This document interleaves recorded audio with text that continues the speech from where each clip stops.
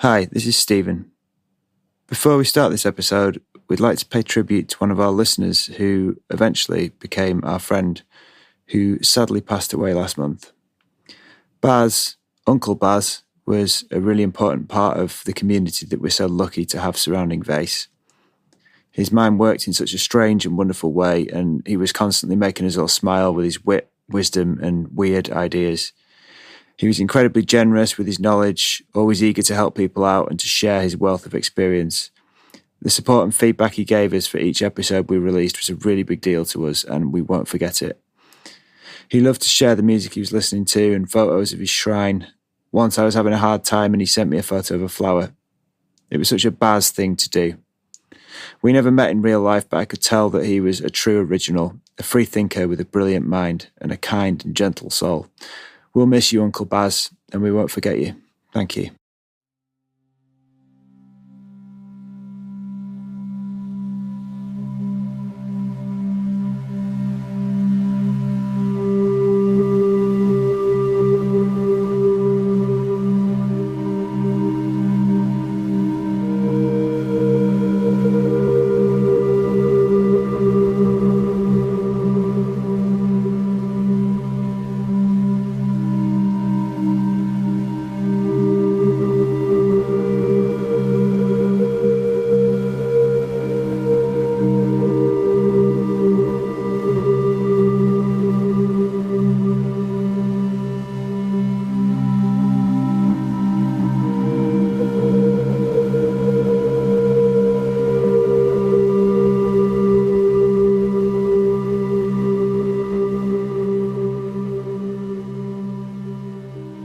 Welcome to Vayse, a podcast about weird stuff. I'm Peter C. Hine, and joining me as always is my oldest friend and co-host. He's a work of art that's been under my skin for at least 30 years. He's the needle of inquisition which draws the ink of truth under the fleshy surface of occult discourse. And he has, in bygone times, been the number one permanent or semi-permanent regret of goth girls all over the north of England. It's Mr. Stephen James Buckley. Jesus Christ, I wasn't expecting that last one. Talk about... Sorry, I've done myself. Brutal. Christ, that hit home. Do you know, I've worked out now what your intros remind me of. Do you remember Blind Date? And there was that guy, Our Graham, who gave like a little roundup of all the guests. Yeah. You're the R. Graham of Vayse. Oh, God, it's really to fall to pieces in a podcast, mate. It's really... Yeah. So now I want to introduce our guest. Tonight, Buckley and I are joined by an artist. He's an illustrator. He's my tattoo artist of choice, and he's the only man that I've ever paid to permanently alter my body. He's a self-styled synchro-mystic, a cage fighter, and a connoisseur of all things weird. It's Loren Fetterman. Hello, Loren. Happy to be here. Hi there. It's good to have you here. And so just to unpack what I've just said a little bit, you are actually the only tattoo artist I've ever had.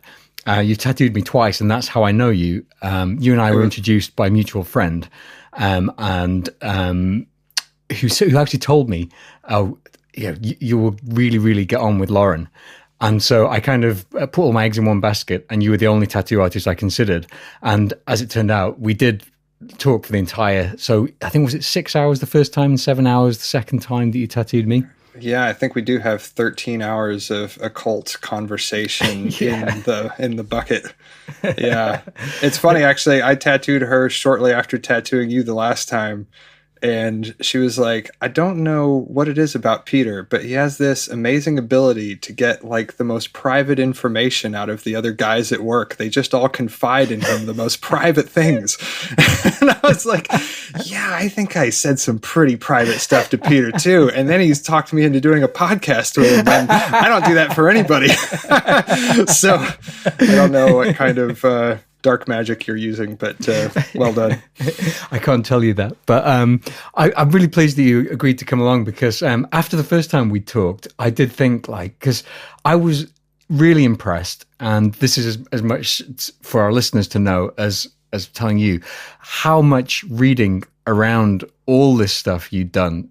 And we talked, I mean, for 6 hours that first time, and we were talking about loads and loads of diverse different subjects, from the UFO disclosure discourse to magic, ritual magic, your various types of meditation, shadow work, all this stuff. And you were recommending me books and podcasts to listen to. And so even after that first time, I thought, actually, I bet Loren would be a great guest for Vayse. And then after the second time we talked, and we did another 7 hours on the same subject, but completely different, I was like, yeah, I think we've got to get you sat down and pick some of this stuff out of your brain for our own use. Awesome. Thanks, Peter. It's an honor to be here. So first of all, I'd like to ask a little bit about your background, because after all the time that we spent talking, I've come to realize that you've got some really unique views on all these weird occult subjects, from magic to meditation to psychedelics. All this stuff seems to be very unique from all the different people I've spoken to. No one else seems to have the same perspective as you. And I can hear from your accent that you're not from Todmorden, which is where your studio is.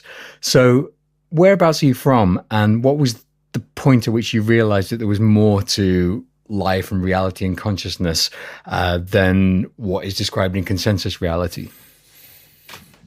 Okay. So I was from a military family. I was born in Berlin in Germany. I lived there till I was about 5. I proudly knocked down the Berlin Wall when I was 3 with a crowbar. That's a true story. On your own? You.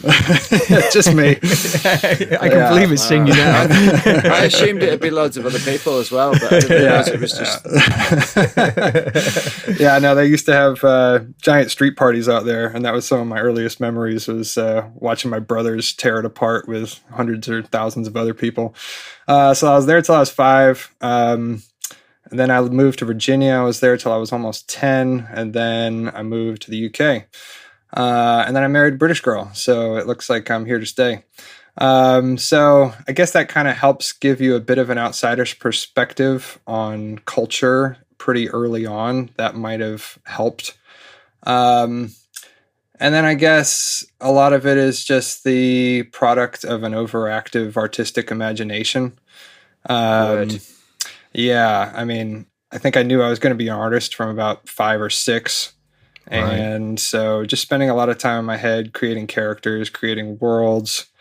I was really into game design early on too. Like, my sort of Bible at the time was this D&D manual that I inherited from my older brothers, and I never played it, but I just spent a lot of hours like creating characters and deciding what spells my wizard was going to learn and that kind of thing, just flipping through this manual.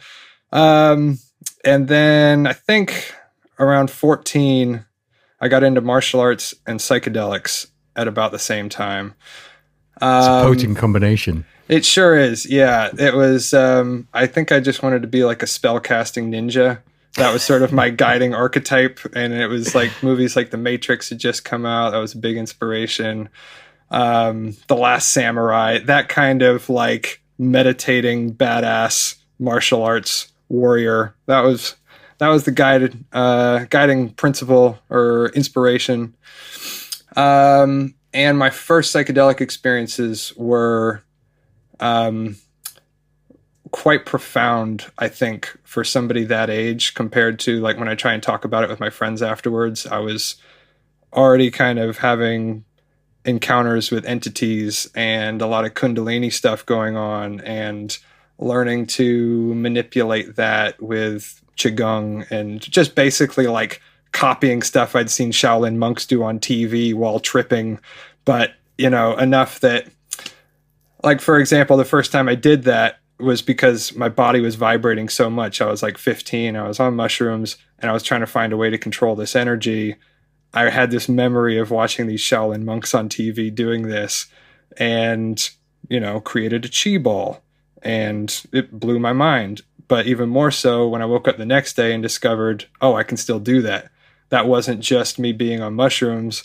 So I learned early on that I could bring stuff back with me, that I could permanently alter my perception or expand my awareness using them. Wow.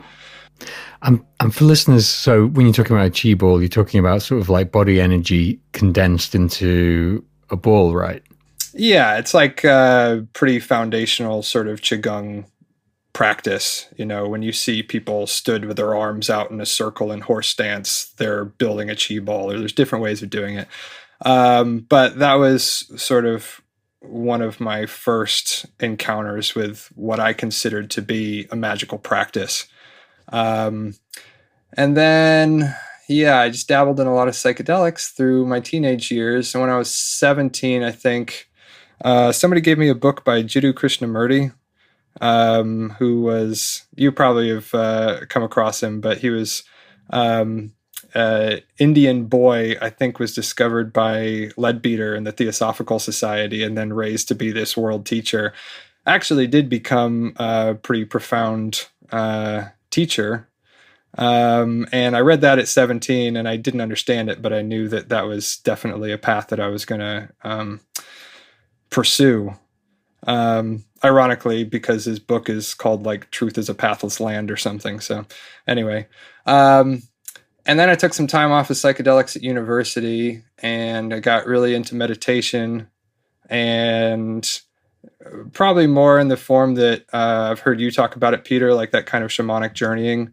Yeah. And, you know, trying to encounter your spirit guides or animal guides and that kind of thing, or astral projection, or trying to lucid dream, all of that good, you know, foundational occult work. And I think it had been about 3 or 4 years since I'd had a psychedelic experience. And then when I was 22, I had one that just absolutely blew the roof off.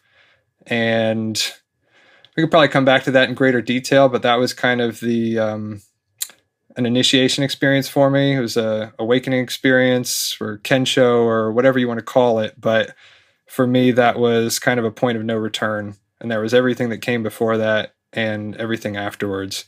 And it just seemed to flip a switch in my brain that had a lot of permanent effects, and led to some of the things that we talked about in terms of ideas around the nature of time and cycling and, boy, where to go from there. I guess we can come back to that. Other highlights: when I was 28, I did a master's in religious studies, focusing on the work of Rudolf Steiner. And ask me another question. I was wondering, when you talk about the chi ball, you know, seeing the same things happen on films, and then you created this ball, right? What do you think the relationship is between the film, the drugs, and what you were able to do? Do you think that the film put in your mind something that you were already able to do? Do you think that the film almost, if there had been something else on the film, then that would have been the thing that you'd have been able to do? Do you see what I mean? Like, how do you think the film influenced what you were able to do? Do you think it, or do you think what happened on the film was something that was based on something that people could do? I'm not very good at asking questions, but I think hopefully you get what I mean. I think I do.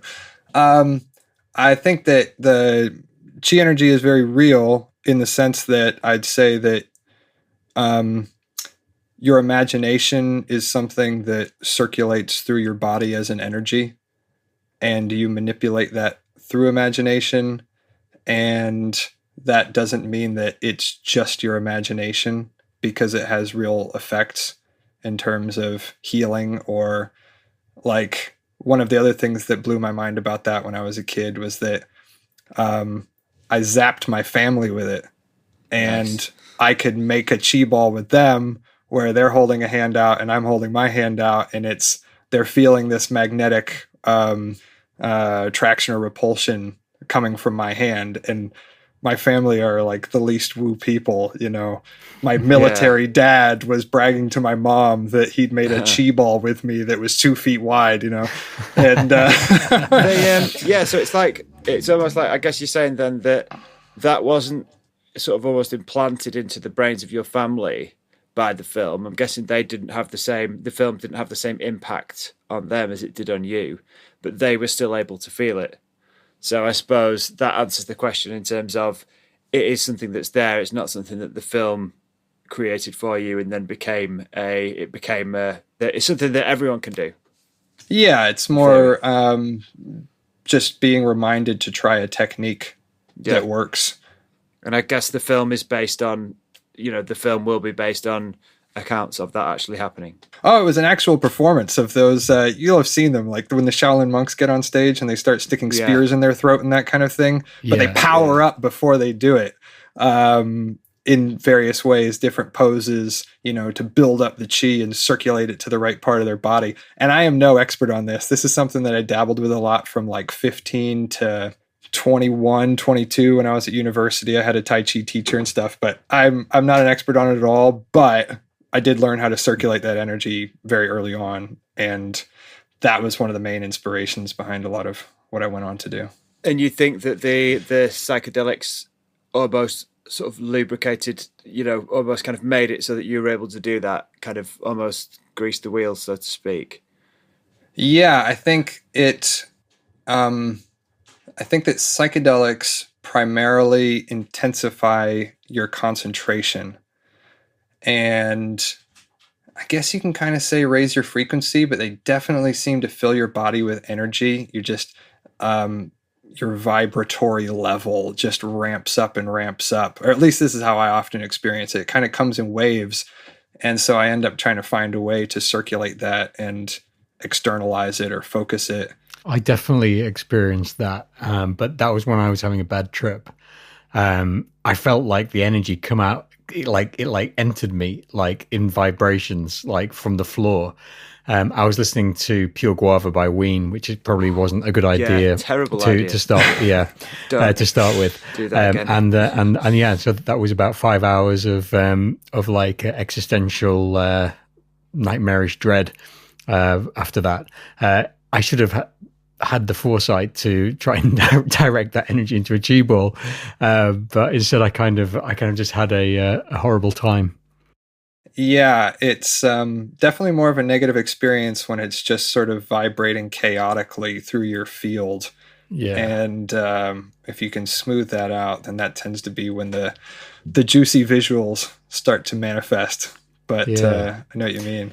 It's interesting because you mentioned about imagination and, using your imagination to do something like that, like you were saying with the chi ball. And you were saying something along the lines of just because it's your imagination doesn't mean it's not real, which I think is a really interesting point, because people tend to want to put in that division, don't they? The old Cartesian divide between, like what's real as in here, that we're experiencing in this very moment in the material world as real, and your imagination as being not real, when obviously your imagination is real because it's something, something that you're thinking or experiencing, and it is an actual thing that is real. And I suppose I was coming round to asking you about what you think is the link between imagination, creativity, and reality, and whether imagination and creativity can be used to manipulate reality. Wow, we're really getting into the heavy philosophical questions early. We don't fuck around here. Okay, how to break that down? So, I would say that I kind of run in two different camps in the Western magical approach to things and the Eastern more Buddhist meditation approach to things. Broadly speaking, I can kind of divide it up that way. And I think in a lot of popular culture today in the West, both of those broadly speaking traditions tend to get filtered through a materialistic worldview. And I think I come at it from more of a Platonic idealist worldview. So for me, I would say there isn't any real separation between my imagination and the physical world. I see them as kind of, you could say, different densities and different degrees to which you can manipulate them purely through the power of imagination, which sounds pretty unlikely to a lot of people. I know that. But that is how I see it. And I've had enough experiences to kind of confirm that that's possible. Even to the point of, Well, I suppose with the chi, you could say, oh, that's just the physical energy of your body that, you know, somebody else is feeling. But I've also been on meditation retreats where, you know, you visualize something and somebody else can see it. Or I am in a hall doing ayahuasca with 50 people. I see an entity enter the room. I see somebody else try to fight it off. So those interactions, I think, are taking place all the time. And the more you become aware of them, the more you begin to notice those at a subtle level. You know, things like picking up on thoughts of other people telepathically, that kind of thing. And I suppose you can still think of that from a materialistic perspective. But yeah, I come at it from the world is essentially imagination, or in the Eastern sense of waking up to the idea that this is a dream. And I would say that it's a lucid dream for some more than others that you can learn to manipulate with your imagination. This is really interesting. It's very, very similar to what Roger Jaimane was saying, who's our guest just recently, right? Who'd been a monk in the Tibetan Buddhist tradition, and he was talking about, you know, awakening to this reality being illusory, and that once you start to realize that, then you are able to manipulate it. And he gave us a few really interesting examples of monks and lamas that he'd known who could manipulate it seemingly at will. Right. See, I would say that I wouldn't even call it illusory, just from my perspective. Saying it's a dream, I'm just trying to point out, I'm not trying to like critique your monk, but I wouldn't dare. It's got it wrong. No, it'll be lost in translation. But I would just say, you know, some levels are more manipulable than others. Obviously, you can control your thoughts better than you can the keyboard. But I think that there's an infinite range of degrees between those two, most ethereal and most solid. But yeah, I agree.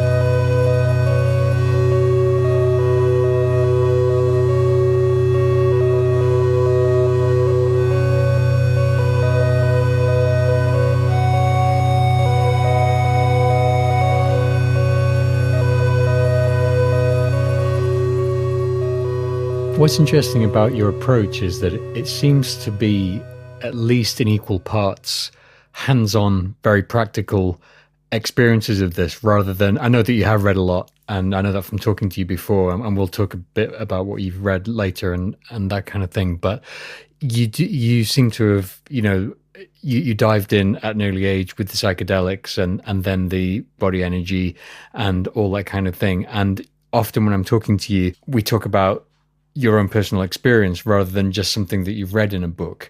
How is that attitude of wanting to kind of get your fingernails dirty in this stuff, how do you think that has influenced the way in which your own personal practice has developed? Oh, that's an interesting question. I think that this is probably the only area of my life where I would say I'm like a first principles thinker. Right. If you know what I mean. Like, I've got friends who are just natural born musicians and they can just pick up any instrument, and it's clear that they're understanding how to play at a deeper level than me, who just played piano for 12 years, but I can't jam, you know? Or I have that with art more than some people who learn to paint like Bob Ross, and that's just what they do.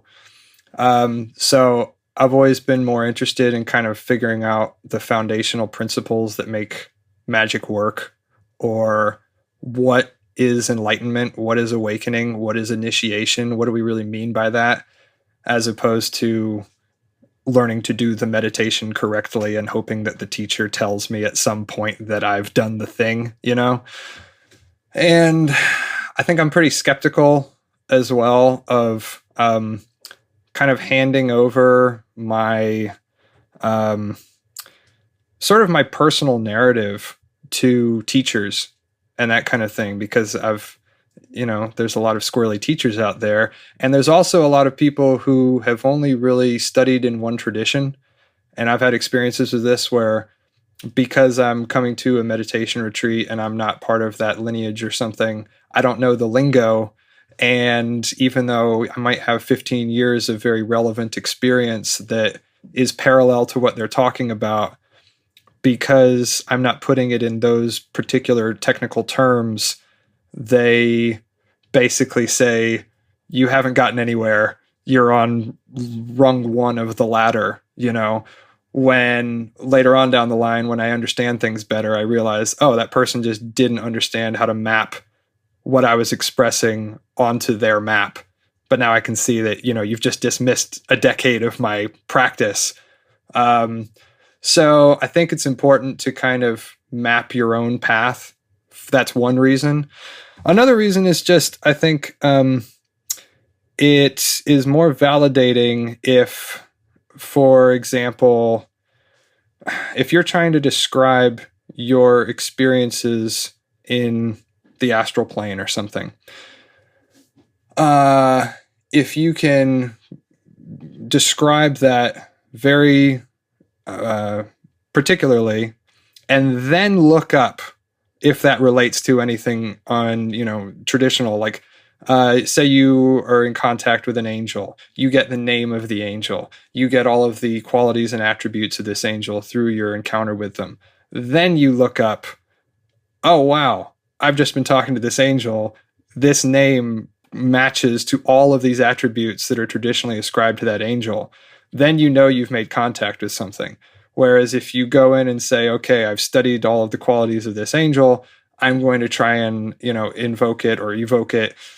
So you can kind of like prescript your experience if you're studying first and then practicing later. Yeah. The most potent experiences that I've had have been the ones that have been completely unexpected. Right. Because if you go to basically like you were saying, if you go to a retreat and they say, oh, let's all lie down and we'll all experience this together, then, 90% of the room are going to experience that thing. Did you meet Mother Ayahuasca? Of course I met Mother Ayahuasca. I didn't do it wrong, did I? Yeah. But then if you go out into the woods and you see something like completely freaky and, that wasn't in your head and that you don't know where it came from and, or whatever, then that is, like you were saying, that is more interesting. That is like, what was that? What do I do with that experience? How does that relate to me? And so on. It seems like a much more raw and pure experience. Yeah, I think one of the reasons that I believed, Hine, when you told me your experiences with journeying, is that the sorts of imagery and the sorts of things that you were seeing were so unlike anything I'd heard you talk about before. It isn't the sorts of things that, would be in the kinds of films you'd watch or whatever, or the kind of imagery that you would naturally be attracted to, just as everyone has a particular, things and imagery and aesthetic that they're attracted to. But the stuff that you told me about was so completely left field from what you, from almost the visual language that you normally internally speak. Yeah. That was, I was like, yeah, this is, he's obviously not making this up, because it's like, if he was going to make it up, it wouldn't have been like this. And I think, I guess, like, from what you were both saying as well, it's almost like if it was too obvious, if it was too close to you, then it wouldn't necessarily have the effect of making you think and changing your life, in terms of how you interpret it. You're not going to, if it's something that's like really obvious to you and really like, oh, well, this is this and this means this, so I've already got this all worked out. Whereas if something's presented to you that's completely confusing and completely left field, then that's the sort of experience that is actually going to be initiatory and is actually going to be something that will lead to kind of some kind of brain change, something that will actually fucking confuse you and blow your mind, rather than something that you already have in a box marked, this is obviously a symbol telling me to do this or whatever. I could be wrong. I don't know. Just No, I like that. Yeah, no, I agree. I think it should be unexpected, because all of the imagery and descriptions and things that you find in books about what the spiritual world or the astral plane or whatever is going to look like, what you're going to encounter, this is just somebody's best idea to describe an experience. So there's already that dilution and reduction. And then it also is always going to show up in a subjective way to them. There's always, some signal and some noise, the noise being their personal projections onto the being or the landscape that they're encountering. So you've got several levels of filtering there when it comes down to you through a book or through a teacher's description of it. And if you go in expecting to see what they've described, then you're never going to encounter the thing that you need to see to have that initiatory experience, or, what is your higher self? What does that actually look like? That kind of thing. So yeah, I think it's important to have a creative approach and use the studying to sort of check back in and make sure you're not insane or you haven't gone totally off the deep end in some area that doesn't make any sense. But to kind of, maybe that's not appropriate for everybody, but certainly for me, leading with my own creativity. Yeah, I like it. I think it's a really refreshing approach, and you make it sound really obvious, but it feels quite unique. Like I don't speak to a lot of people who have that attitude towards the occult or esoteric practice or magic. And I normally ask this question towards the end of the podcast, but I think we're getting into it now. Can you recommend how our listeners could start to develop their own practice in your sort of style, in the way that your sort of self-guided style? I think one of the huge things for me has been keeping a diary. I haven't been great with dream journaling. I've done that on and off, but obviously that's helpful because that is as a subjective, an archetypal language as you're going to get. It's so personal to you.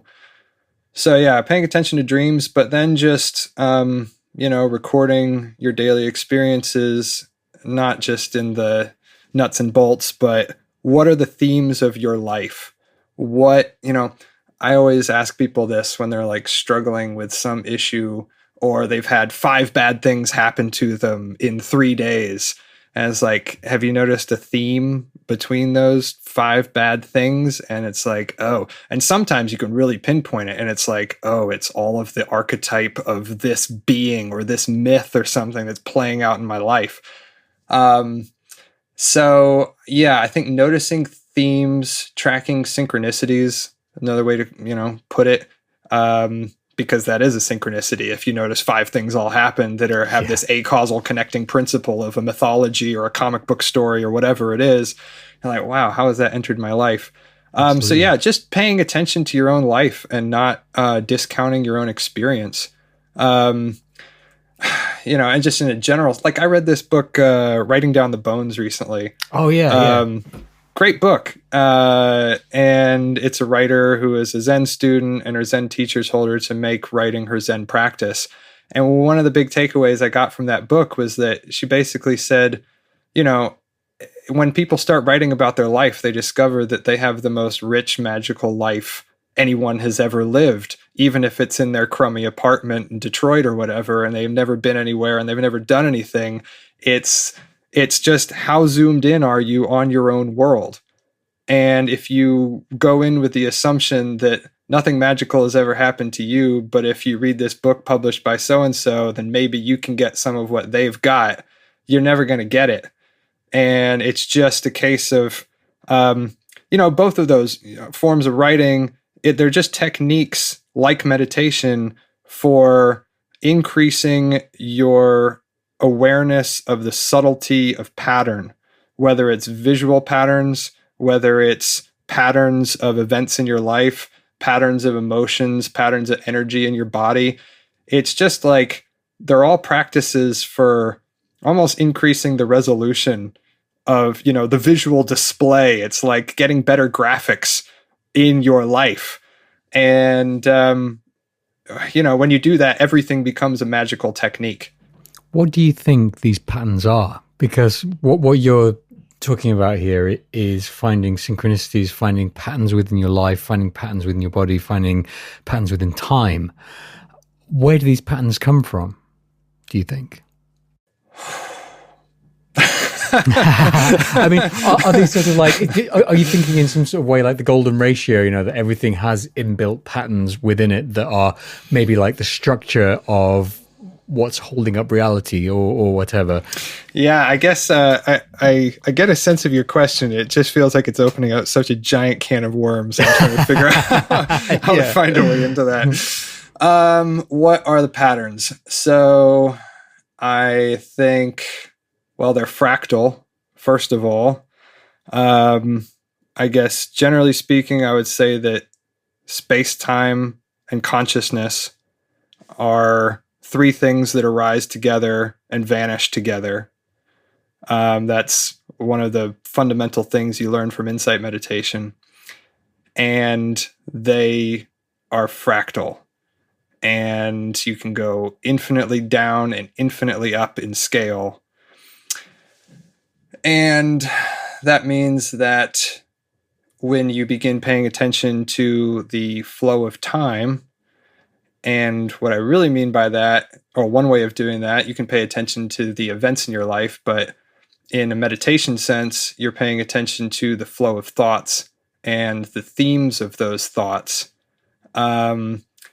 And I started doing that through meditation. I started doing it through recording it in my diary until I came up with symbols for these different themes that kept arising, and then beginning to map that they are arising in a cyclical, repetitive order, and that it had this very mathematically precise kind of interval structure. It wasn't just in order. It was that, I'm in this for 3 days, and then this for 3 days, and this for 3 days. And fractal in that within that 3 days, I'm in this for 4 hours and this for 4 hours and that kind of thing. So I was exploring it just by watching my mind and recording what happened and watching it at different scales, whether in a 1 hour sit in meditation or over the course of a week or over the course of months, just recording in my diary. What is it that, gets into deeper questions about cosmology? For me, I guess I could take a crack at it. It implies that the end and the beginning arise simultaneously in a cosmic sense. And, I could be wrong, but this is sort of my favorite hypothesis that I've come to just from tracking patterns of time. So the future is already present. There is a teleology pulling us forwards, but I also hold on to the notion of free will. And I don't look at it as there is one first cause at the beginning of time, and we are the deterministic after effects of that first cause. I see it as we are all a first cause in each moment, altering the whole timeline. And I don't really see how magic works otherwise. I don't see how free will works otherwise. And that's a strong source of meaning for me, is having a cosmology or a worldview based on my experiences that can kind of rescue the sacred from that deterministic model that a lot of systems are still kind of hampered by, in my humble opinion. Excellent. Wow. Did that make any sense? Yeah, that's absolutely fascinating stuff. The patterns that you're talking about, it'd be great if we could go into that a bit more. I was wondering, do they happen over the course of years? Like I said, you can zoom. Yeah, you can zoom all the way in and all the way out. It kind of almost reminds me of music. Like, it'd be interesting to see what you did, what would happen if you, like the harmonic harmonic scales or whatever, and like Uh-huh. it's all like divisions and subharmonics and stuff of Right. music and mathematics and stuff. Yeah. Yeah. Like I the was same just note wondering, occurring at like set mathematical intervals. Yeah, so I was thinking like, what would happen if you map that to music somehow? That is a fascinating idea, Stephen. Yeah, hit me up if you ever want to try it. We should work together on that. Yeah. Because it might make this like colossal drone that could bring world peace, or it might not. I don't know, but I bet it would sound possibly incredible. I don't know. Hopefully, yeah. I mean, that would be a great it. test of the theory, wouldn't it? It's like if your theory sounds like crap when you translate it into Stephen Buckley's music drone, then maybe you weren't onto anything. I guess it's just that whole thing, isn't it? How music is essentially mathematics, and the whole idea of like the music of the spheres and stuff. When I started to think about it on a bigger scale, I was like that. But it's a pretty mind-blowing thing. We had a guest on called Paul Weston, guy from Glastonbury, I think he's kind of done a similar thing with like keeping a diary every day. And Peter was telling me about Paul Weston stuff, and that he does it more in terms of the Gregorian calendar. Yeah, he does a diary. If I'm understanding what he does right, he keeps a diary, which is basically he condenses each day into a line.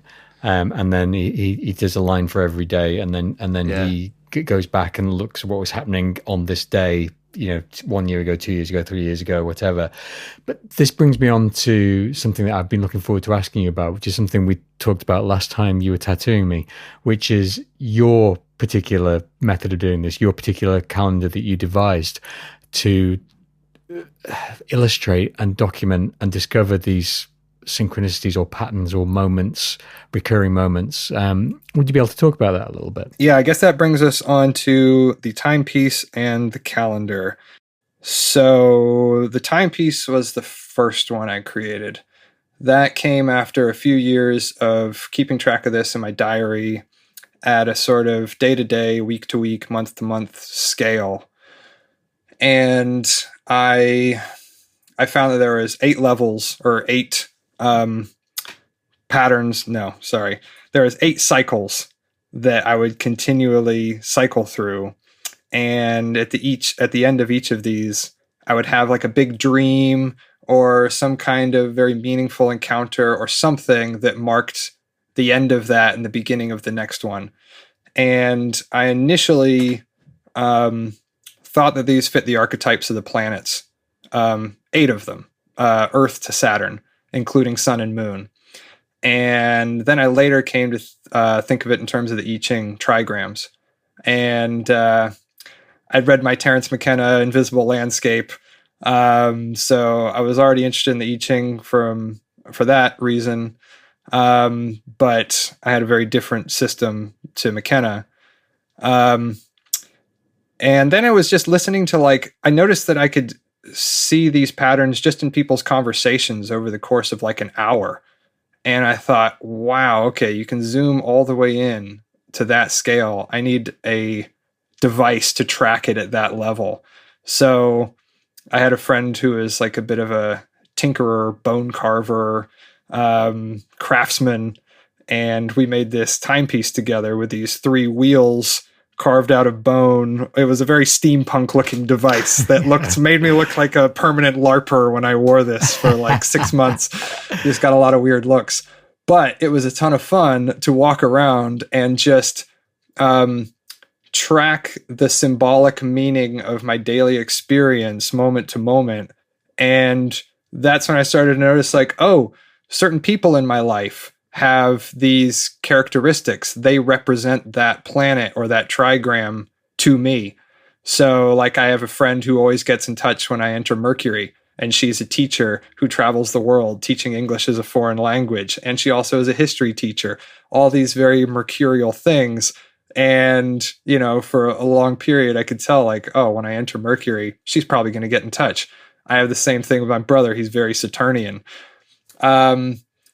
And sometimes you can almost feel it coming off of people. It's almost like a different form of reading auras or something where you're like, whoa, I'm getting a lot of, I don't know, whatever the planet is off of this person.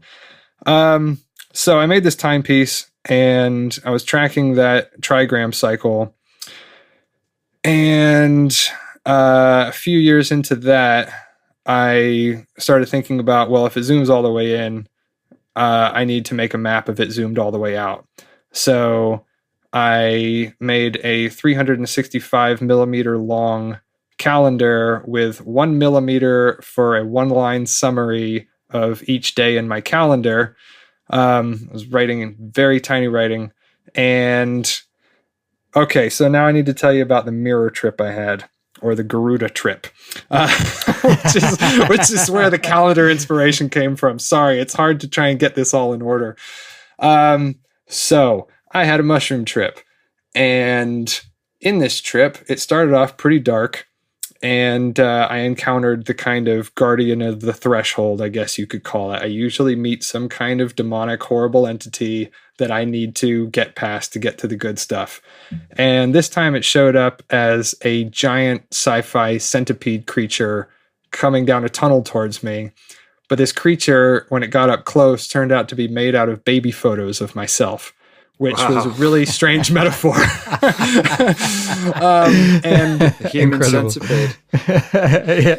There's like no subtlety to that metaphor. No, there really isn't. Right on the nose. You would think that an artistic imagination might come up with a less crude representation. But anyway, and my response was to think, okay, if this is made by my imagination, then I can make something worse to deal with it. And then I had this giant like battle. I thought of it as a battle owl coming down and basically defeating this serpent. And then I got on to the rest of the trip. But that was sort of the thematic image for me, or that main central archetype of that trip. And I saw it as representing my past and my future. Or, yeah, it was like my timeline crawling towards me, and me not being sort of enslaved to it, it not consuming me, not being beholden to that deterministic timeline. And it also, later in the trip, I was kind of getting this information about this notion of like mirror points in time, that when you have a profound experience, like any big event in your life, but a high dose psychedelic experience is probably going to be one of these. It is kind of like a rock dropped into a still pond, and the effects of that ripple out in both directions, in past and future. And so I knew I had to make this calendar when I came down. And the first thing I noticed when I plotted this was that trip, I think, was on like July 17th. And I had tripped, I think, towards like the end of January most years. That was kind of like my psychedelic New Year, or beginning of February kind of time. But I would just trip when I felt like it, roughly like maybe 4 times a year, every 3 months, something like that. But I wasn't choosing the date, for any reason. And I found that I had tripped exactly like 182 and a half days between the first trip in January, the summer trip, and then the trip at the beginning of the next year. So exactly 6 months between those without any planning. And so what I began doing was I just took a compass, and I would put the point on the trip in July, and I would put the lead on any meaningful event that happened before or after it. And then I would just draw the arc around to the other side of the calendar to see what event it landed on, and if it was relevant to the event equidistant from the center point. Does that make sense? Can you picture that? I'm just drawing an arc around the trip. And I was pretty astonished by the results I got. I mean, to some extent, I expected this to work, but not quite as well as it did, because it was like the beginning of that year. Just to give some examples. Beginning of that year, I broke up with a girlfriend of like 2 years. To the day when I moved it to the other side, that was the day I met my wife. And I dated a couple of girls between those two. I went back to the last date I had with the first girl I dated, and that was next to, or equidistant to, the first date I had with the next girl. I got my own room in my tattoo studio in spring that year. And the day that I got that room in fall, my boss tried to fire me, and I vowed that I would get my own studio. I had another one where I'd gone to train at a Thai boxing gym in Newcastle in the spring. I think that's, I don't know if I'm remembering this one right, but it was like I'd gone to train at a Thai boxing gym, which was unusual for me to train at another gym. And then I accepted a cage fight on the other day, equidistant from the trip. So I was just full of these crazy synchronicities. And unfortunately, I have not had the time to map out like the next 10 years or 12 years or whatever it's been since I made that. But it would have to be like a very long scroll and a very big compass. So I feel like I need like an app developer or somebody to help me create something where I can just zoom out and zoom in and represent that in a easier to navigate way. I've got a lot of questions about this, but I'm just going to try and boil it down to two. My first one is, have you ever considered going in deeper into like, say, I don't know, like an audio recording or something, and see, like, zoom into that? And I wonder if, like, even within like the cadence of like not even the cadence, because that applies to speech. I'm talking about even deeper into like the waveforms, whether they fit the same pattern. That's a fascinating idea. I mean, you're getting into also at that like point, micro like, kind of. Yeah. So like when I was saying that imagination and the physical world are just on a spectrum, it's that same kind of idea. Is like architecture is frozen music.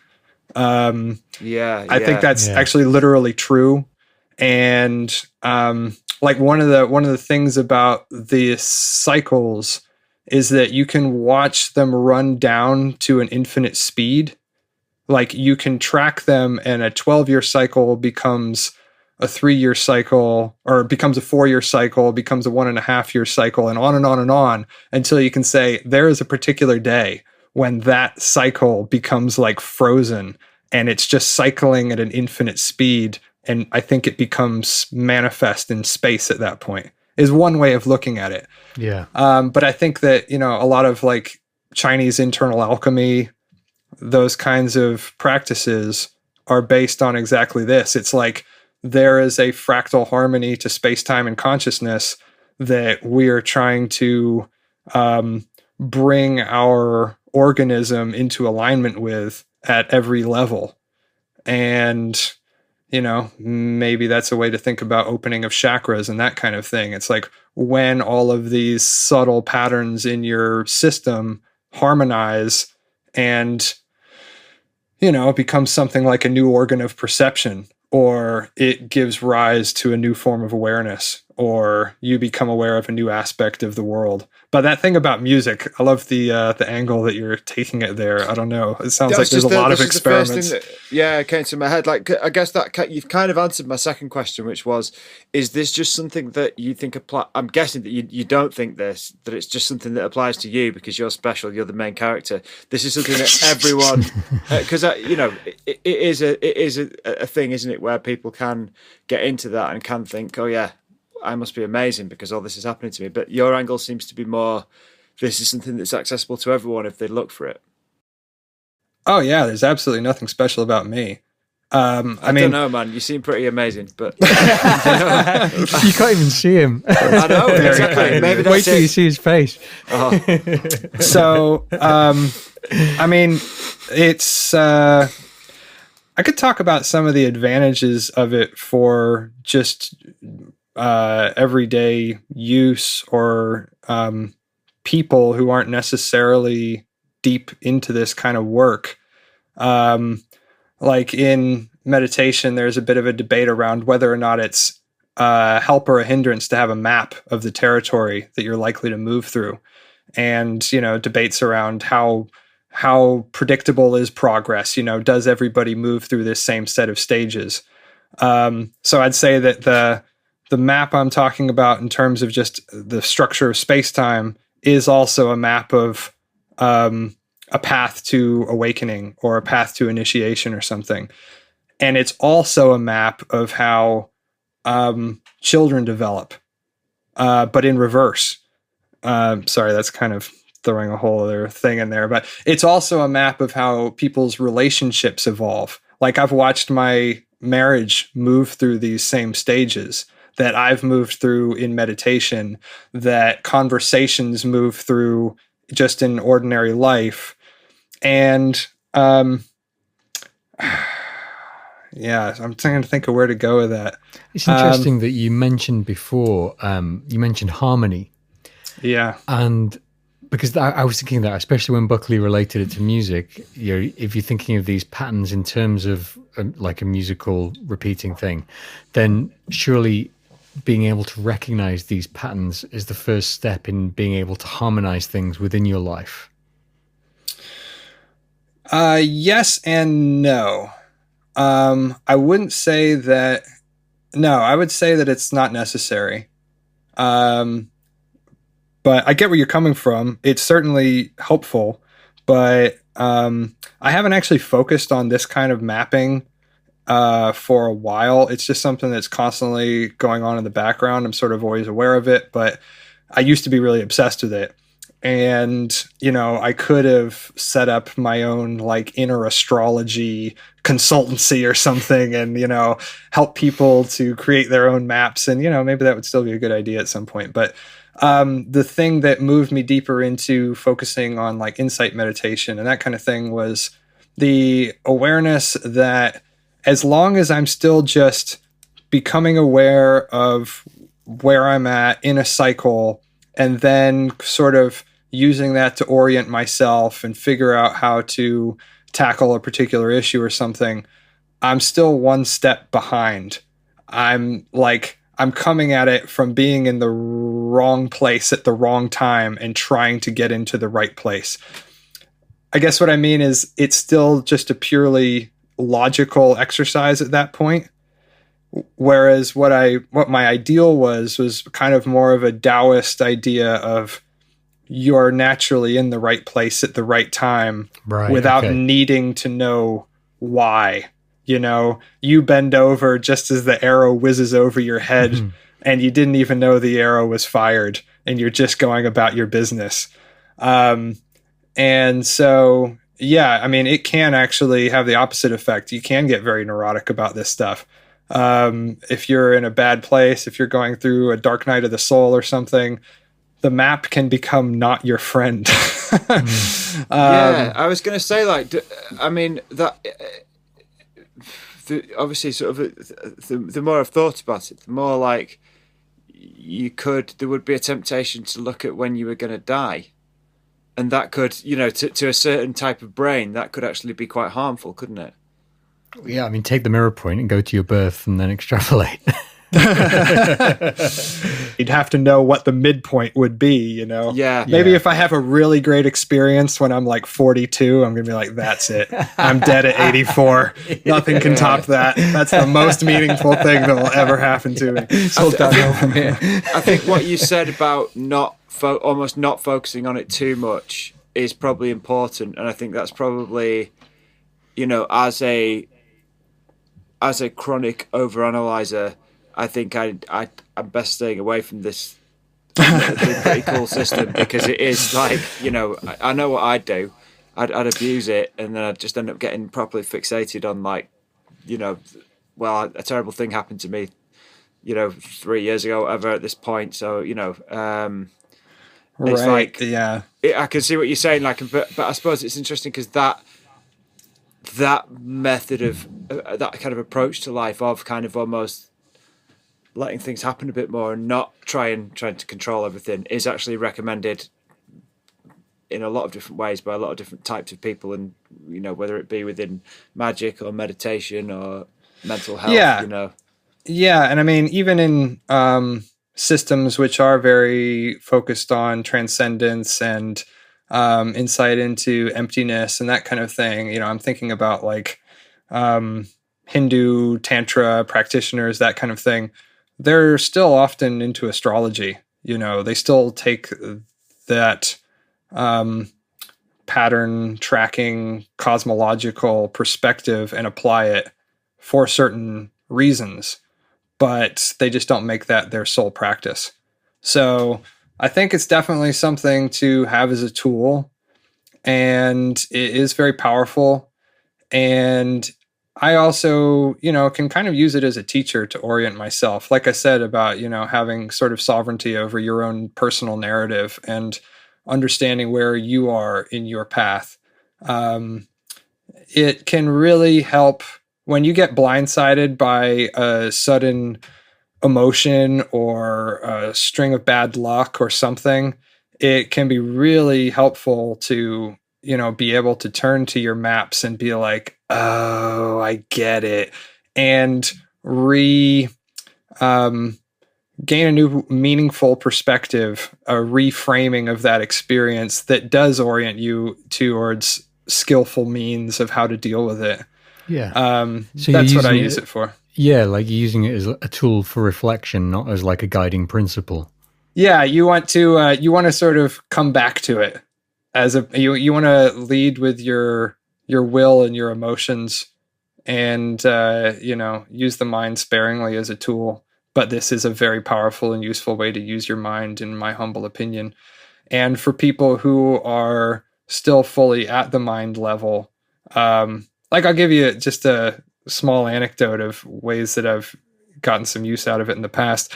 I had a friend who was pretty troubled, older guy in his 50s, ex special forces, is a tattoo client of mine, troubled past. I taught him how to meditate. He'd been into it for a few years and was, what I would say was, he was progressing through these insight cycles. And I could tell that he had broken through to what I call sun, based on the planets. And I had sort of been tracking his intervals of how long he's in each planet for. And if somebody is meditating for an hour a day every day, it's pretty easy to assume that they're going to keep progressing in similar intervals. And I said, all right, this is awesome. I'm glad you're, getting somewhere with it. In about 6 months, I think you're probably going to shift into Mars. And I think all of your stuff from, your sort of trauma or anything from your military days, any issues around aggression, violence, that's going to come up, and that's going to be the theme that you're going to have to deal with in your meditation. And then I didn't see him for a while. And the next time I saw him, we went out to the pub. I could tell he wasn't quite his normal self. And I was like, "You okay, dude?" He's like, "I'm going to go to Syria, mate." And, and this is when everything was kicking off in Syria, and they had like people, mercenaries from the UK and the US were going over there to fight. And I was like, "Are you sure that's a good idea?" And I was like, "Do you remember me telling you that you're going to shift into Mars in about 6 months?" And that was like 6 months ago. And just like that this light bulb went on in his head, like, oh, and he understood why I was so into the maps. And that totally shifted his sense that, oh, maybe I shouldn't go to Syria. Maybe this is just a lot of traumatic emotion coming up that's driving me to escape my present moment by taking out my aggression on a foreign enemy, as opposed to dealing with it inside myself. So it can be useful in that way, even if people aren't aware of their own maps. That's quite amazing. And do you think that everyone has their own unique maps, or do you think that everyone follows the patterns that you've been able to identify? I'm definitely a pretty strong perennialist, in the sense, for anybody that doesn't know, it's the idea that all of these different traditions are mapping basically the same territory with their own cultural overlays. However, I think you could slice up the pie in 12 pieces instead of 10 or 8. And I think that there's at least 3 different cycles layered on top of each other that I track. So different systems could be layered on once, or based on one cycle or another cycle. They don't necessarily all correlate. But generally speaking, I would say that yes, there is one sort of fractal space-time orb that we are all mapping in our own ways with our own cultural imagery and symbolism.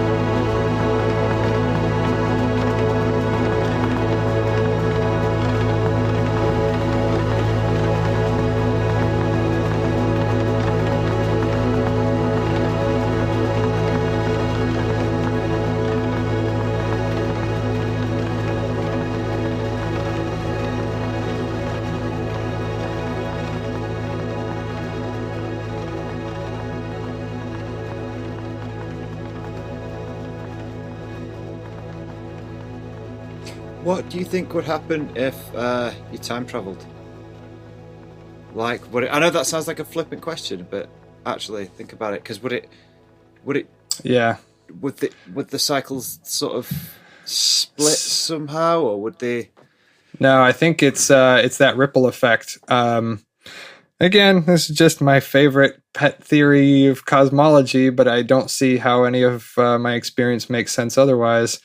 I would say that the timeline would remain self-consistent and cause and effect would not be broken. But it's sort of like if you pull a guitar string at one point, the entire string moves. So, the past and the future are still at the same points, but the entire, right, but they still have to bend upwards towards that finger that has plucked the string.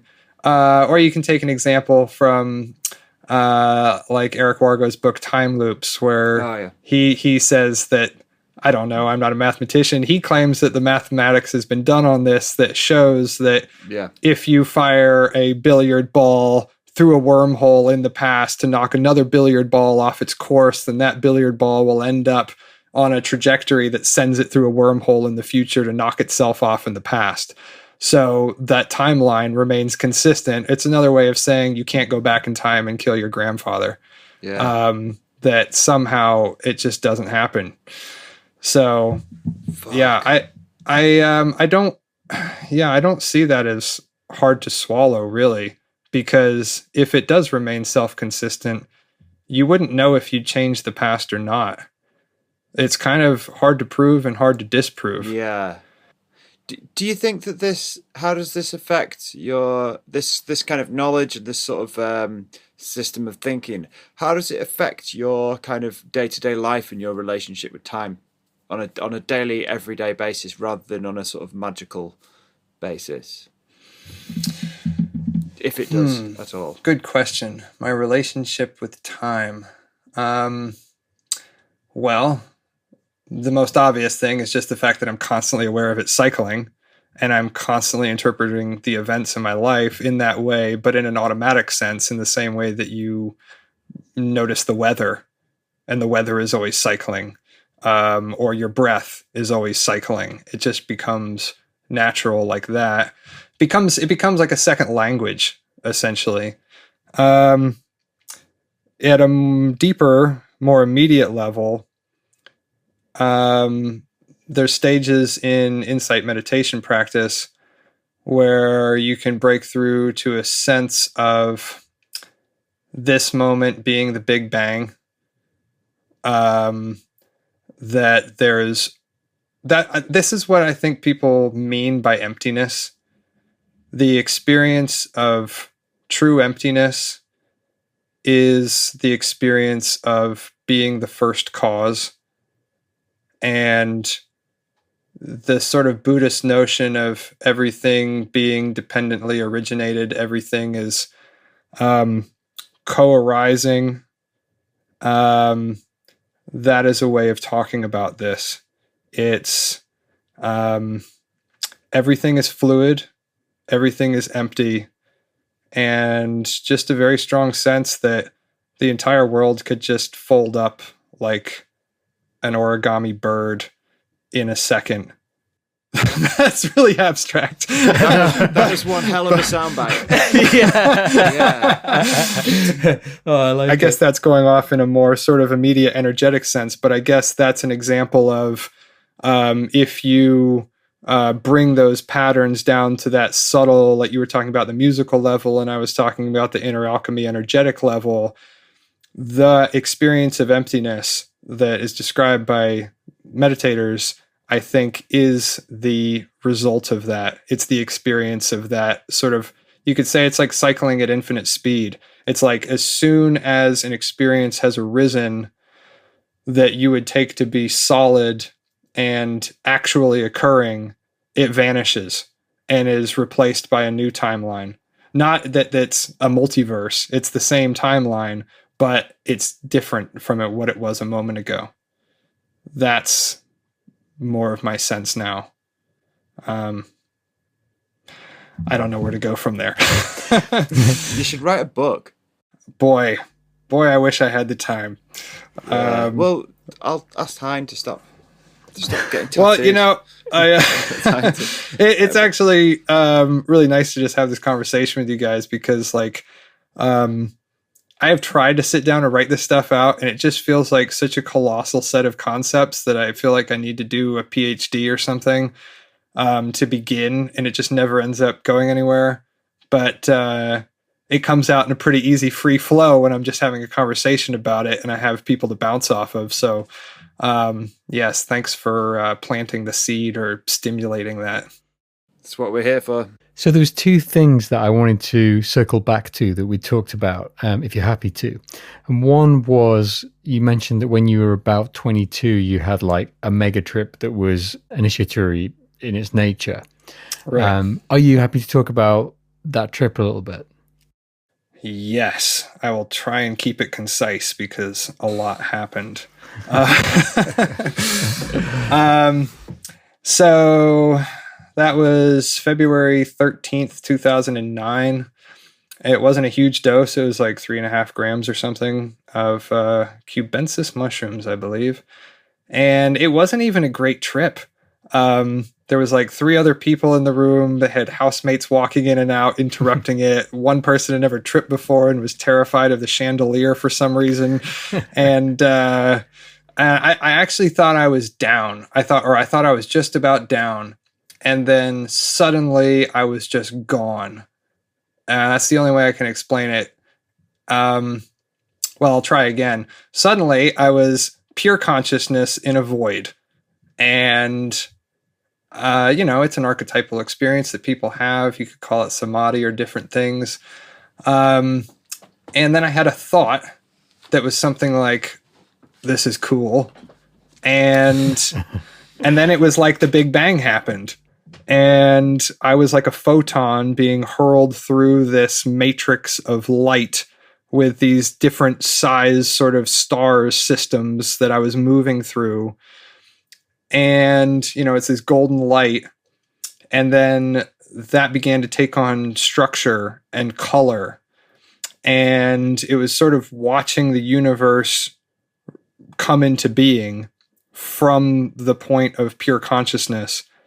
Or even before that, because I was completely unconscious. And then I was conscious. And so the universe is manifesting itself in this experience, and I feel like I'm descending, and I see below me there like this patchwork of different artistic motifs, and I realize that I'm about to descend through this section like that was tattoo art, and I'm falling through this realm of tattoo art, and I can see all of these like hyperdimensional objects moving past me that are different tattoo themes, like the hyper object that is every biker tribal tattoo ever gotten by anyone, or the hyper object that is every sailor Jerry mermaid and a lighthouse and an anchor, and it's just shape shifting.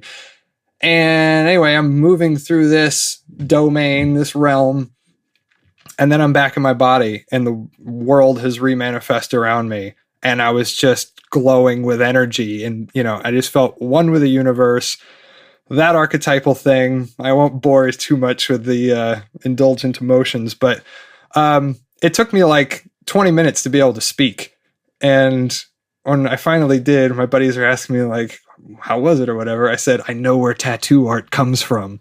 And the weird thing about it was that I wasn't a tattoo artist. I was still at university. It wasn't for another 9 months that I actually got a job as a tattoo artist, and I wasn't planning to go into tattoo art. So that was one of the first experiences that kind of showed me that maybe you can experience the future or the past, or you can get this bird's eye view on time as a landscape. And also that you're experiencing a higher dimension. You are seeing everything as these hyperdimensional self-transforming objects.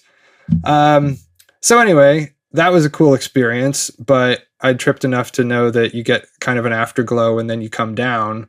And this was just taking me a really long time to come down. But then I woke up the next day and I was still there in that state of mind. It was like a pure non-dual experience. You know, the keyboard and my arm felt like all part of the same body. And I thought, well, this is cool, but it's probably going to go away sometime soon. And then by about day 4, I was like, wow, okay, it's still here. And I was having a lot of strange experiences during this time. I filled an entire journal in a week in tiny writing, just kind of downloading whatever description of this new state of awareness, what it meant to me. And I was having a lot of Kundalini phenomena, especially when I fell asleep. I was like, my body would fall asleep, but my mind would still be awake. Or it felt like this kind of intelligent energy entering my body. And it gets kind of weirder here. I was reading Carl Jung, or I had been before this. And I remember him talking about an active imagination. You should ask the entity its name. And I remember he had this spirit guide called Philemon, and that was his tutelary spirit, he called it. So I thought the next time this energy enters my body at night, I'll ask its name. And sure enough, that night it did. And I got the name Arcturus. And I wrote that down with like 3 different spellings, and I wrote, it sounds like a star. But apparently I didn't know at the time that it was a star. And then looking back, I was like, surely you knew it was a star. But I asked like all my family, and they didn't know that Arcturus was a star. So maybe I didn't. And I had read my Robert Anton Wilson, and I knew that he was getting his messages from Sirius, and he had this experience on the 23rd of July when Sirius rises. So of course I went and looked up when Arcturus rises, and it wasn't the exact day, but it was 4 days before that day. So it was close enough. And, you know, I'm almost embarrassed kind of talking about it because like the whole theosophical, we are getting messages from the purple ray, from the Pleiades and channeling the spirit guide. I can't help but kind of sneer at some of it, but this is genuinely what happened to me. So you just have to be honest. Other weird experiences. I had one where I fell asleep, and then I had an out-of-body experience, and I was looking down at my body, and I could see sort of like a subtle body over my body. That I was a video game artist at the time that's what I was studying at university. And my mind interpreted it as like the wire mesh of a video game character, you know, like the polygons. Yeah. But there was like intelligences working in my chest and like twisting that wire mesh into these knots of light. And I remember reading, I think it was Frank Fool's Crow or another sort of Native American teacher. And he was talking about, you know, shamanic initiation experiences where you're dismembered and then you'll have like crystals put into your chest or jewels or something like that. So that seemed relevant to me. I also, I got into Rudolf Steiner. I'd ordered 2 books just before this trip. One was Rudolf Steiner's How to Know Higher Worlds, and the other was Daniel Ingram's Mastering the Core Teachings of the Buddha. So I had this East and West sort of Western occult influence and this Eastern hardcore meditation influence that I've followed for the next several decades. But Steiner also talks about these spiritual intelligences that work on your etheric body when you're asleep, and that they can create these centers of light in your chest, and they're like centers of will that guide your activity later on. And again, I feel like this is really highfalutin self-indulgent, but that was my experience. And, you know, one of the weirdest things actually, and synchronistically, that I found out, because I wrote my dissertation on Rudolf Steiner when I did my master's degree. And I found out, because, you know, Steiner, he created the Waldorf school system. That's how most people have heard of him before. It's a pretty popular alternative education system. Apparently, I found out during the course of my research, the original name he had for the Waldorf school system was the Arcturus Education Program. Oh, wow. And I mean, I actually looked that up again a few years ago, and I couldn't find where I found that, but I'm pretty sure that was That was what he originally called it. So a lot of strange synchronicities. But the main thing, just to cut to the end, after about 8 days, I came back to myself and back to my normal state of consciousness, which I was really not happy about. But it wasn't the same state of consciousness. Like, there was definitely a permanent shift. And the permanent shift was something that you hear a lot of people describe after they kind of cross a certain threshold with meditation is kind of permanently having a bird's eye view on your own thoughts. Sometimes they call it the witness. And just me with my background or psychedelics or whatever, maybe reading Steiner, other things, I naturally didn't just focus on the witness or maintaining that distance, but I focused on tracking the patterns in the thoughts. And Steiner talks about this as sort of the beginnings of what he calls imaginative cognition, which he just says it begins with thinking about thinking. Not thinking about what did I just think about, but taking that bird's eye view and seeing that those 5 thoughts you just had are trying to map onto a higher dimensional inspirational object that is, motivating those thought patterns. So yeah, that was what really came out of that trip was, a lot of curiosity, a sudden interest in philosophy, the humanities generally. I was just an artist and a martial artist before that. I wasn't really an intellectual in any way. But yeah, just a real love for that. And I think the first book actually that was really inspired me in this direction of tracking cycles was W.B. Yeats's A Vision. I don't know if you've come across that, but I was reading a book which mentioned Allen Ginsberg, and said that when he was on trial for the poem Howl, he spent the entire time in court just reading this book, A Vision, which I think was actually channeled by Yeats's wife. Like a lot of great occult text channeled by the wife, to give credit where it's due. But he has a very elaborate system in there where he uses it as he's mainly focusing on the cycles of the moon. And he's using them as personality types, and he also maps them onto history. So he gives this very elaborate account of history over thousands of years and how each of them are representations of these various cycles. So yeah, that was a big inspiration on my thinking. And then Daniel Ingram's work, Mastering the Core Teachings of the Buddha, he's similarly obsessed with cycles, but he sees them as the fractal cycles of meditation, insight practice, the path to enlightenment. And I have talked to him about, have you noticed that these cycles also affect the people around you and that these are, taking place in the world out there? And he says, everybody notices that. But didn't seem to share my intense curiosity about, shouldn't we think more about that? He does. He's actually a pretty accomplished magician. I seem to have just been particularly bitten by this bug. It's interesting that you raised that at that point, because the second thing I was going to come back to was insight meditation. And I was wondering if you could give us a description of what that is and how people can start their own practice doing that.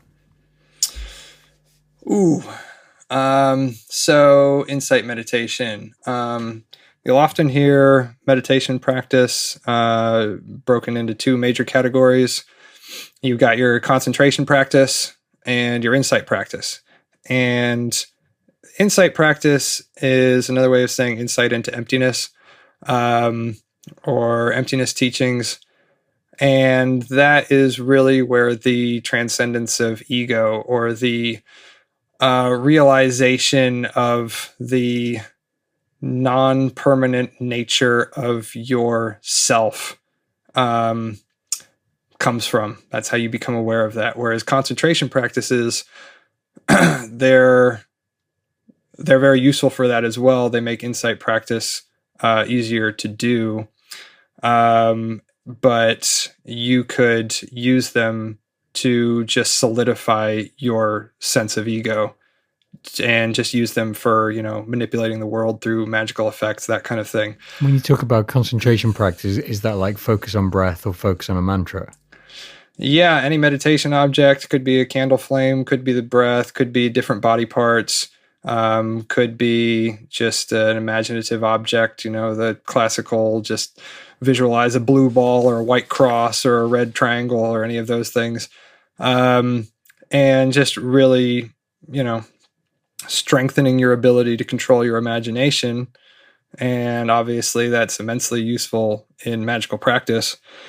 But if also as an insight practice, and I should say there isn't really a hard and fast divide between these two. They're just a useful way of categorizing them. There is a ton of overlap.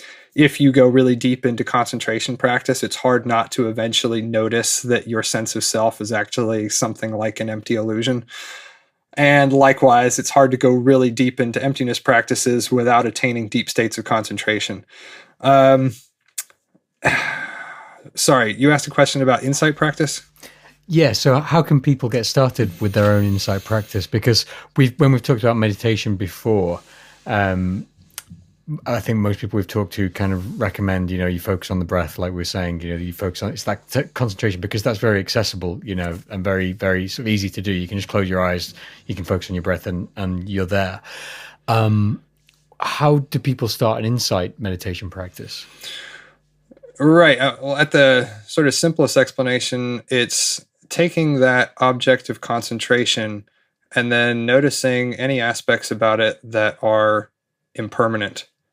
So as you're sat in the chair right now, if you feel your hands, they probably feel like solid hands. But if you focus your attention just down to your fingertips, you'll probably notice there's actually a lot of little vibratory sensations that seem to be dancing all across your fingertips. And then if you really focus in your attention, you might notice that actually that's all there is sensations arising and vanishing that your mind is grouping together to form the sense of a solid object that you conceptualize as a fingertip. So it's doing that with anything. You can do it with visual objects, but I find, and a lot of people find bodily sensations to be really great objects for insight practice, what they call like body scanning in like Goenka retreats. That's probably the most popular Vipassana retreat people encounter. Or the Mahasi Sayadaw tradition that I've done more work with, that Daniel Ingram's work comes out of. They focus a lot on the breath and diaphragm moving, and the sense of your own diaphragm shifting. It begins as a solid object, and then you just kind of get absorbed into awareness of the breath until all you can feel is this shifting of sensations up and down through the diaphragm, and the sense of a body disappears and the sense of an observer disappears, and you can just collapse into that sort of, it's like the world just becomes like a murmuration of sensations, these, again, I don't like the word illusory because I feel like it almost devalues them, but it just gives you this awareness that what we call solid objects, they're just patterns of sensations that form and vanish and form and vanish and form and vanish. So yeah, ramping up your concentration with the concentration practice is a great way to start. And then once you've got some good concentration skills, just start to notice, you can almost just ask yourself the question, if you're sat there with your eyes closed, like, what is it that convinces me that I'm just sat in a room on a cushion? What are the sensations that I can point to that really show that that is happening? And the more you look, the more you realize there's not really any object, and you can regain that awareness of what I was talking about before, that emptiness, the void, the sense of this being the Big Bang, and everything constantly dissolving and reforming in this sort of cyclical in-breath and out-breath sort of pattern. Does that make sense? Of course not. This is Vayse. It's not meant to make sense.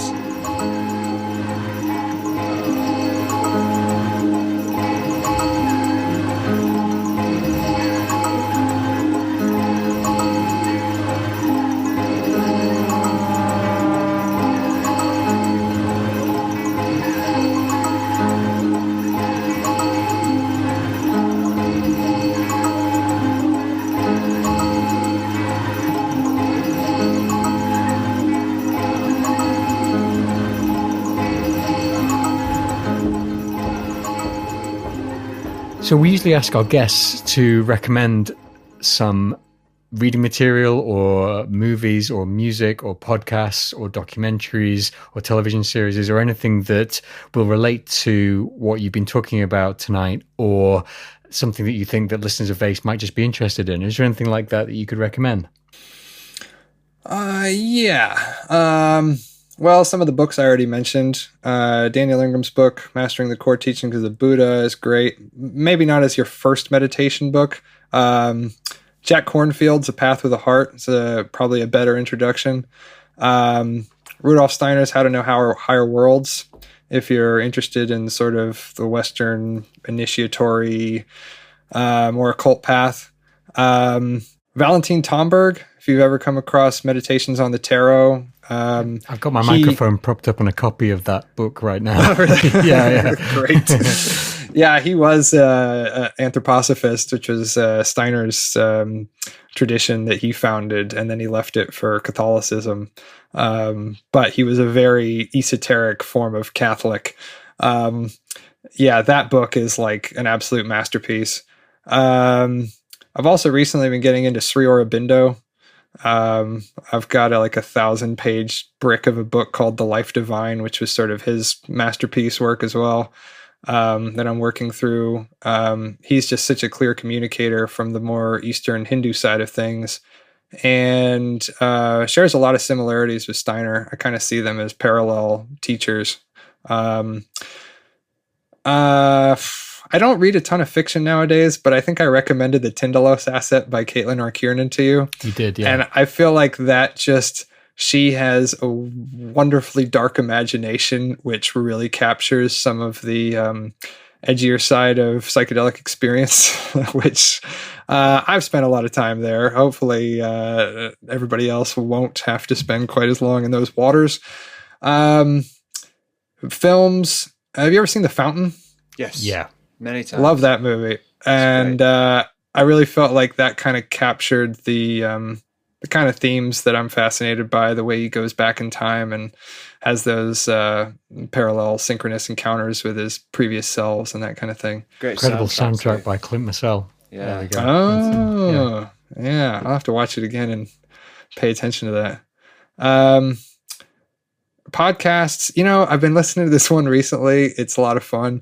Have you ever heard of the Beer Biceps podcast? No. It's an Indian podcast. It's pretty big though. He's got maybe a few million followers. But he interviews a lot of, actually I haven't heard that many guests. There's one guy on there called Rajarshi Nandi, who's a Hindu Tantra practitioner, and it goes very deep on a lot of stuff. And yeah, if you're into occult topics, he is a great source and a very different perspective from what you're probably used to getting from Westerners. So yeah, Rajarshi Nandi on the Beer Biceps podcast. He's been my current flavor of the month. Yeah. Fantastic. And where can people find you, Loren, online, if they want to follow you on, do you have Instagram? Do you have Twitter? What if people want a tattoo? Yeah, just go to my website, lorenfetterman.com.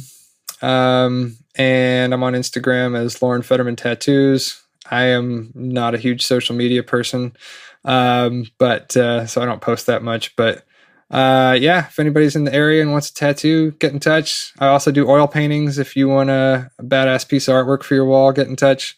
Or if you just are into these ideas, get in touch. Oh, and if you're some kind of expert app developer who wants to help me create the Timeline app that is going to revolutionize people's experience of time and space, then get in touch. Incredible. And if you want to find more Vayse, you can find us at Twitter and Instagram, and that's at Vayse, then Vayse spelled backwards. So that's at VAYSEESYAV.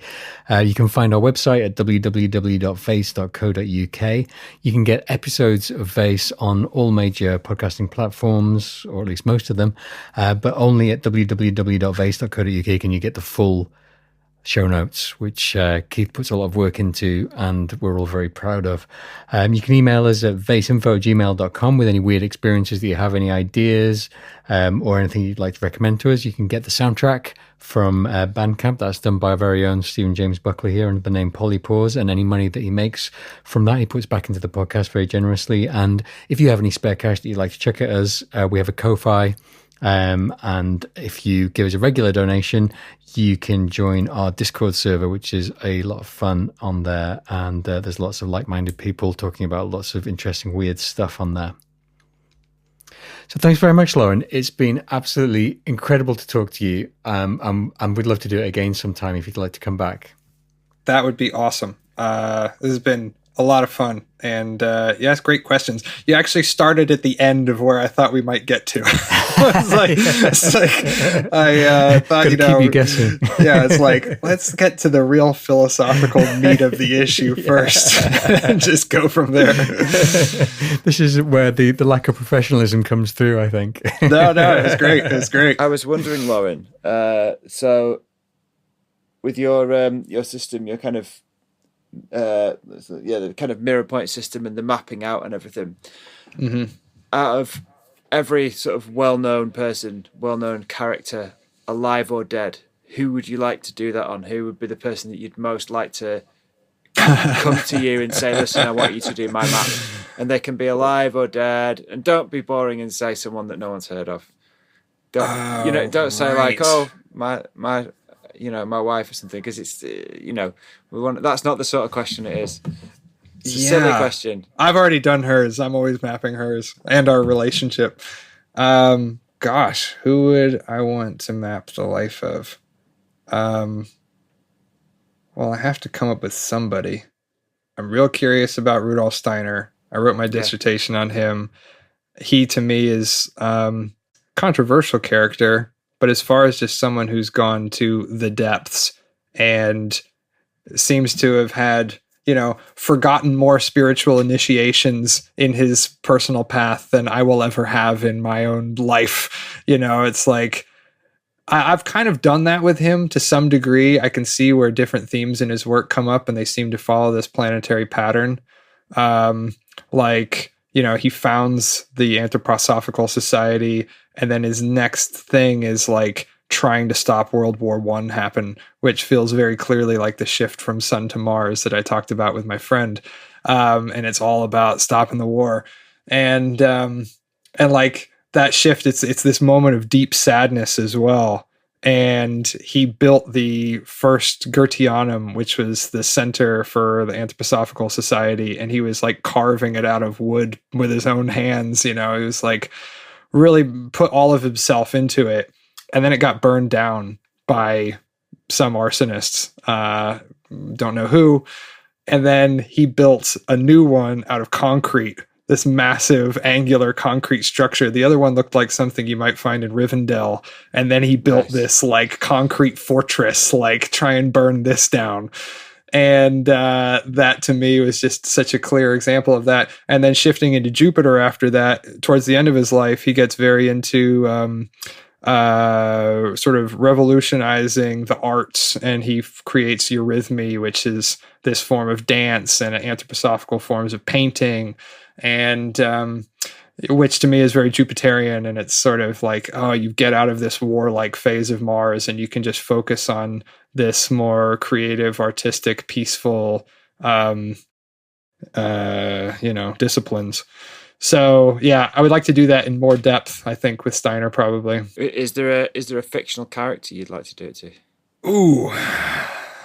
Assuming it was possible, let's assume that there is, assuming that you were given the information you need. This probably isn't my final answer, but there's certain books that map the spiritual path with some seeming accuracy, where you see them going through these particular stages quite clearly. Like, maybe Hermann Hesse's Siddhartha. Like a subtext almost. Yeah, running through these themes. And I mean, some people do it like very explicitly, like if you read Foucault's Pendulum, and each of the chapters is named after one of the spheres on the Kabbalistic tree of life. And pretty on the nose. Yeah, he's kind of done it for me there. But I do that with a lot of things. Like, I'm kind of dodging your character question, I'm afraid. I'll go for Siddhartha, but it would probably be something else. I don't actually read that much fiction, I have to admit. Right. But one of the things I was going to say was that one of the things I'd love to like include in a book about this stuff is different films that follow these planetary themes. And because each of the planets has its own particular aesthetic.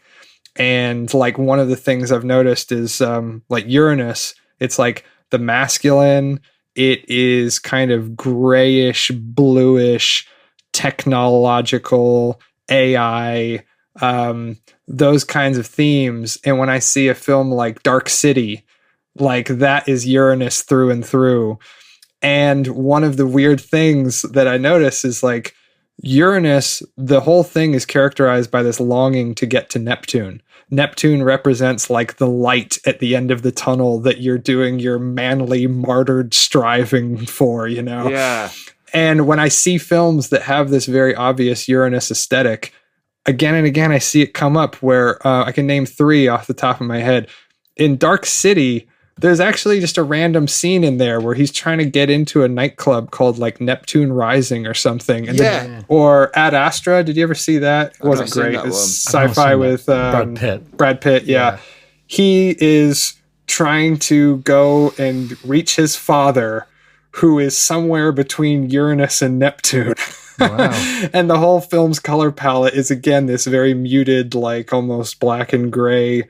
And yeah, that trying to reach your father, trying to reach the light at the end of the tunnel. And then, there was another one. Did you ever see The Lighthouse? No, I've not seen that. The Eggers movie. Yeah. So The Lighthouse. I love that movie. That movie is actually shot in black and white. Yeah. It's 2 dudes in a lighthouse, phallic symbol if you want to go there.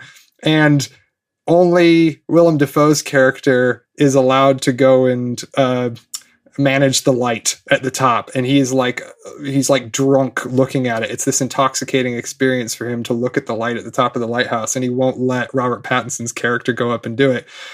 And eventually, when all hell breaks loose and Robert Pattinson, they basically start fighting, Willem Dafoe's character turns into Neptune. It's like, just again and again, when I see a film where I'm like, this is totally a Uranus movie, this battle with the father, the Neptune being the thing that you can't reach. Anyway, sorry, I'm going off on one, but I would love to map other films in that way. Yeah. I mean, that's a whole other book, isn't it? Yeah, right. Well, it would be a nice way of illustrating it for people who, just to make it more accessible for people. Hopefully they can relate to it.